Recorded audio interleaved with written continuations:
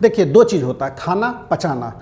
तो खाना और पचाना ये होता है कि खाना दो तरीके से होता है, एक मुंह से होता है, पेट में जाता है, उसको पचाते हैं, उससे ताकत मिलता है, एनर्जी मिलता है, ठीक है, जो शरीर चलता है। दूसरा हम लोग जो खाते हैं वो आँख से, मतलब इन्फॉर्मेशन जो कुछ देखते हैं, कुछ पढ़ते हैं, किसी से मिले, कुछ अनुभव किए, वो आँखों से जो अनुभव किए, देखे, वो हम लोग अंदर गया, हमारे अंदर गया, उसको पचाना है। और जो पचाएगा तो जो जितना पचता है, जितना अच्छे से पचता है, उतना अच्छा एनर्जी मिलता है। तो वो उतना अच्छा हम लोग को, उसी को जो जितने अच्छे से जो इन्फॉर्मेशन को पचाया उतना अच्छा उसका ज्ञान हुआ। तो पचाने का सबसे अच्छा तरीका है, जैसे खा के पचाने का तरीका है कि आप चलिए, फिजिकल एक्सरसाइज करिए, मजबूत कुछ पैदल चलिए, दौड़िए, जितना जो ज़्यादा फिजिकल काम करता है उसका खाना उतना अच्छा पचता है।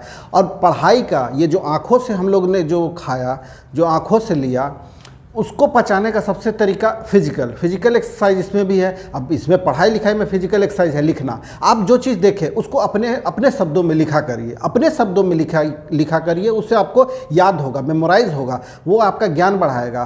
खाना पचाना इसमें सबसे ज़रूरी चीज़ है, जो आँखों से आप खाते हैं, आँखों से जो देखते हैं, आँखों से जो इन्फॉर्मेशन गैदर करते हैं, उसको लिखा करिए। आप कहीं क्लास जाते हैं, कोई इंपॉर्टेंट क्लास अटेंड करते हैं, उसको आप लिखिए, अपने शब्दों में लिखिए, कुछ पढ़े फिर उसको अपने शब्दों में लिखिए। और जब आप लिखते हैं उसको अपने शब्दों में, तो आप एक बार सोचते हैं, एक बार सोचते हैं, तो उससे आपका एक बार रिवीजन हो जाता है। एक बार रिवीजन हुआ, दूसरा बार जब लिखते हैं तो दूसरा बार रिवीजन होता है, और लिखते के दरमियान भी सोचते हैं, तो ये इस तरह से रिवीजन होता है। और वो जो लिखे वो फिर आँख में फिर आपने उसको आँखों से अपने देखा, तो फिर वो एक बार छप गया। तो इस तरह से फिर दोबारा उसी चीज़ को 2 बार 3 बार 4 बार अपने जो भी आपने पढ़ा है, जो भी देखा है, उसको लिखते रहिए, बार बार लिखिए। जब भी आप अगर स्टूडेंट हैं तो जब भी जो है फ्री बैठते हैं तो आप उस चीज़ों को लिखा करिए, जो आपने याद किया है बैठ के बस लिखिए।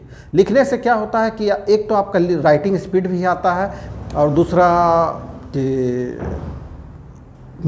चीज़ें याद भी होती है। और लिखने के क्रम में ये है कि कोशिश करिए अंग्रेजी में लिखने के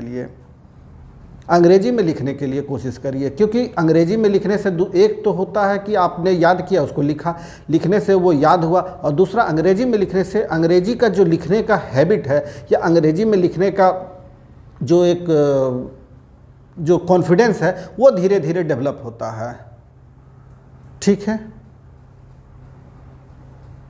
इस चीज़ को आप लोग बहुत संतुलन ढंग से और बहुत मेहनत से करिए। इसी को जो पढ़ाई में मेहनत बोलते हैं, मेहनत एक्चुअल ये है। क्लास अटेंड करना तो कुछ भी है, क्लास अटेंड किए, बैठे रहे, सुन लिए, सब कुछ चले गए, कॉपी मोड़े, किताब मोड़े, बैग में डाले, घर चले गए, ये पढ़ाई हो गया। पर जो बोलता है पढ़ाई में मेहनत करना, पढ़ाई में मेहनत करना, ये क्लास अटेंड कर लिए, हाँ ये हो गया, अच्छे से उसको देखें। लेकिन जो मेहनत करना, जो एक्चुअल में लोग बोलते हैं, जो बड़े बड़े लोग, जो कामयाब लोग हैं, वो बोलते हैं पढ़ाई में बहुत मेहनत करिए। मेहनत का मतलब ये होता है कि आप उस चीज़ को देखें, सुने, अब उसको लिखे, खूब लिखे, ये मेहनत होता है।